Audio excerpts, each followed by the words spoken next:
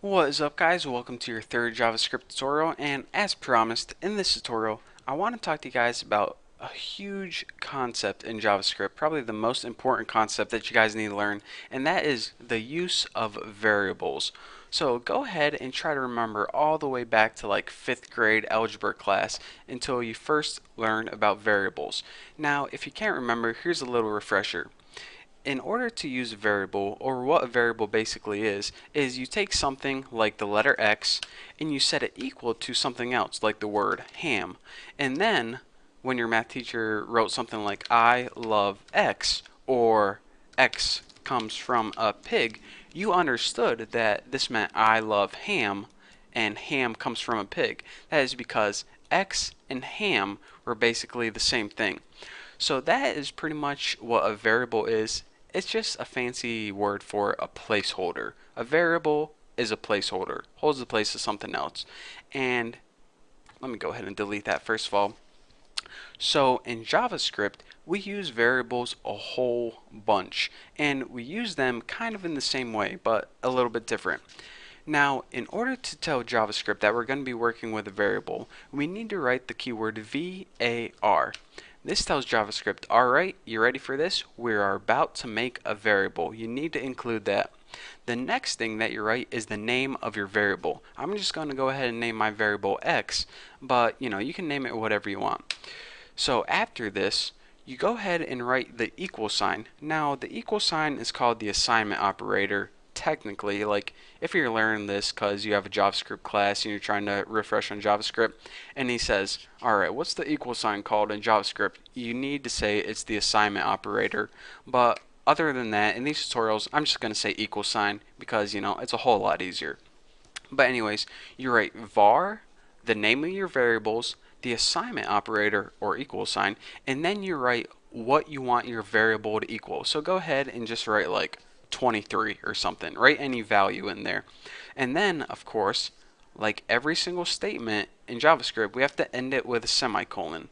So you're saying, alright, why is a variable useful? What can I do with variables? Well, a variable is useful for many reasons. I mean, already we know how to print something out on the screen. So go ahead and write document dot write, and then inside your parentheses, instead of putting quotation marks in a line of text that it'll print out, go ahead and delete everything and just go ahead and write your variable.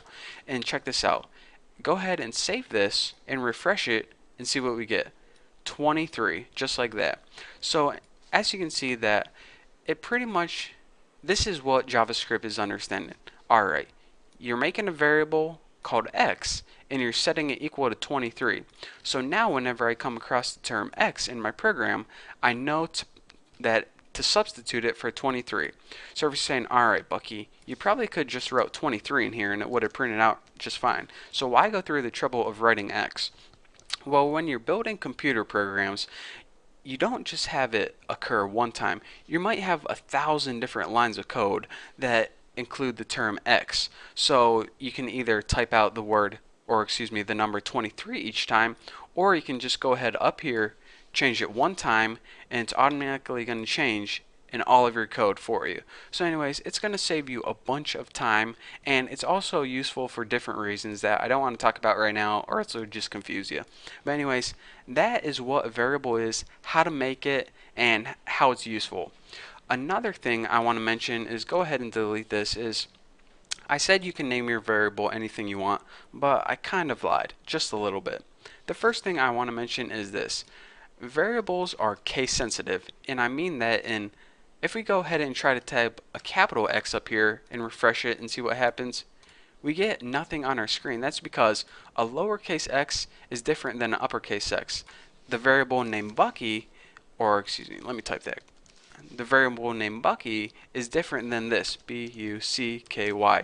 Even though they're spelled the same, if you try to run it, you're going to get nothing again because it looks at it as two different variables. So make sure that if a variable might be messing up, then that means that you might have capitalized something that you shouldn't have capitalized.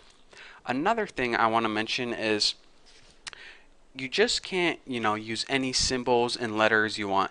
You need to start your variable name with a letter or an underscore. So since Bucky starts with a letter, you can also start it with an underscore. That would be valid, but you can't start it with like and or a percentage sign or anything like that.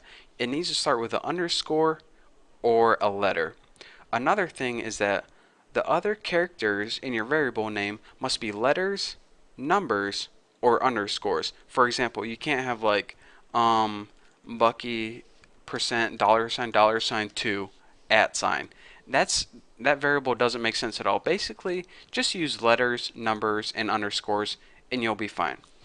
And lastly, I want to talk to you guys is that the most difficult thing to remember is that your variables can't start with numbers. For example, if you have variable 6 Bucky equals 32 and you try to run this program, it's not going to work out because your variables can't start with numbers. That's probably the most forgotten rule, but I needed to tell you guys. So whenever I said that you can name your variable anything you want, I kind of lied. You just have to remember these simple rules. It has to begin with a letter or an underscore, and only use letters, numbers, and underscores. You can't use dollar signs, spaces, percent signs, at signs. You can't use any of those. And if you follow those simple rules, you'll be good to go.